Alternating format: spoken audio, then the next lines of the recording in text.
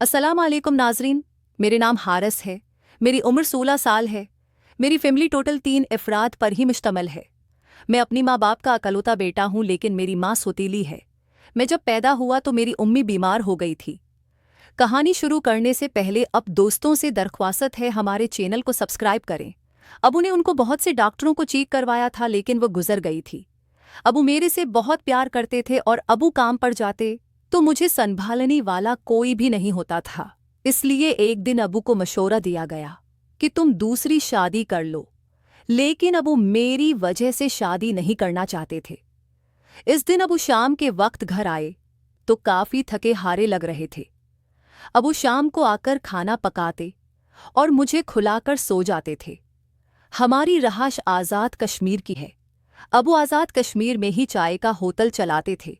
वहां से वो अच्छा खासा कमाते थे, लेकिन अबू रात के 10-11 बजे से पहले घर नहीं आते थे। मुझे अबू के तन्हाई का एहसास था।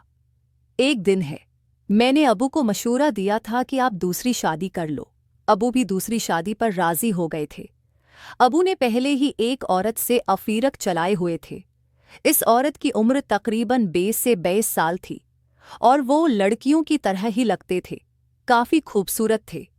अबू ने मुझे उसकी मोबाइल में तस्वीर दिखाई तो मैं भी मान गया था कि अबू आप उससे शादी कर लो। अबू ने उससे निकाह कर लिया था और उससे निकाह करके घर ले आए थे। अब मैं अपने सौतेली माँ से काफी प्यार करता था। मेरे सौतेली माँ का नाम राफिया था। मेरी सौतेली माँ का मेरा काफी ख्याल रखती थी। निकल जाते थे और रात 10 बजे ही घर आते थे, इसलिए मैं और मेरी सौतेली माँ दोनों घर पर मौजूद होते थे। एक दिन जमा का दिन था और अबू को काम से छुट्टी थे। मैं स्कूल से वापस आया तो अबू के कमरे में अम्मी मौजूद थे और उन दोनों की कमरे से अजीब तरह की आवाज़ें आ रही थी। मैंने वो आवाज़ें पहली दफ़ा सुनी थी। मैं हका बका हल्का सा दरवाज़ा खोला और उम्मी अबू के कमरे के आगे चला गया। जब मैंने अंदर जाकर देखा तो उम्मी अबू से वो काम कर रही थी। वो काम देखते ही मेरे होश ठिकाने लग गए थे और मेरा भी दिल करने लगा था कि मैं भी ये काम करूं। उम्मी का वो प्रकशिश अंदाज देखकर मेरे तो होश उड़ गए थे और मैं अबू को खुशी किस्मत समझने लगा था। अब मेरा दिल था कि मेरा भी अबू की तरह कहीं जगाड़ लग जाए और मैं भी किसी लड़की के साथ ये काम करूं। लेकिन मेरे लिए ये काफ़ी मुश्किल था, क्योंकि मैं 16 साल का था और मुझे उस काम में इतना तजर्बा नहीं था। अबू काम पर चले गए तो अगले दिन मैं स्कूल से वापस आया। मेरी सौतेली माँ उम्मी राफ़ी घर में ही मौजूद थी। उसने मेरे लिए अच्छा सा खाना बनाया और खाना बनाकर मेरे पास आ गई थी। मैंने खाना खाते हुए उम्मी की तरफ देखा तो वो बहुत खूबसूरत लग रही थी। उन्होंने दुपट्टा नहीं पीना हुआ था और उनके नशीब वो फिरास मेरे सामने वाज़िह नजर आ रहे थे।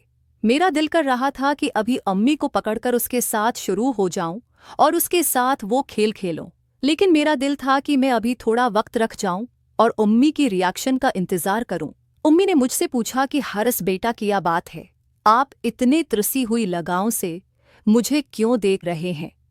मैंने उम्मी को कहा कि उम्मी, मैं कल के दिन को स्कूल से वापस आया था तो आप और अबू कमरे में क्या कर रहे थे? मेरी ये बात सुनते ही उम्मी मुस्कुराने लगी थी और कहने लगी थी, पागल, ये बातें अपनी माँ से नहीं कहते। आप ये बातें अपने दोस्तों से पूछ लेना, आपके दोस्त इन बातों के बारे में अच्छा से बता देंगे। लेकिन मैं जिद करने लगा था कि उम्मी, मुझे ये सब कुछ काम बताओ। मैं इतना भूला था कि उम्मी मेरे इस अंदाज पर हंसने लगी थी और कहने लगी थी, चलो किसी फारिग वक्त में मैं तुमको ये सब समझा दूंगी। लेकिन मैं जिद करने लगा था कि मुझे अब भी ये सब है करना है। अम्मी कहने लगी, तुम पागल हो गए हो, अपनी सगी माँ के साथ ऐसा काम करो। लेकिन मेरी जिद पर उम्मी ने कहा कि मैं कल अपनी एक दोस्त को बुला लाऊंगी, वो तुम्हारा ये सब काम कर देगी और तुम आइंदा कभी भी मेरे बारे में ऐसा मत सोचना। मैं तुम्हारी माँ हूँ और हमारा रिश्ता अजीम है। मैं अभी उम्मी की बात मान गया था और खुशी खुशी स्कूल चला गया था। अब मेरा दिल था कि मैं अगले दिन जब स्कूल से वापस आऊँगा तो कोई खूबसूरत हसीना मेरी दिली ख्वाहिश पूरी करने के लिए घर में मौजूद हो गए। अगले दिन शाम के वक्त हमने 9 बजे खाना खाया। अब वो इस दिन किसी काम से दूसरे शहर गए हुए थे और पूरी रात अब वो ने वापस नहीं आना था। मैंने उम्मी से उस औरत के बारे में पूछा जो मेरी ख्वाहिश पूरी करने के लिए आ गई। उम्मी ने कहा कि आप अपने कमरे में जाओ और रात 10 बजे अपना बुला बंद कर देना। वो औरत हमारे घर आ जाएगी और मैं उसको तुम्हारे कमरे में भेज दूंगी। मैंने ऐसा ही किया और अपनी कमरे में खाना खाकर चला गया था। 10 बजे इंतजार करने लगा तो 10 बजे एक औरत मेरे कमरे में दाखिल हुई और आते ही मेरे साथ शुरू हो गई। मैं भी सुकून की वादियों में कूद चुका था और तसव्वुर से ज्यादा वो काम कर रहा था।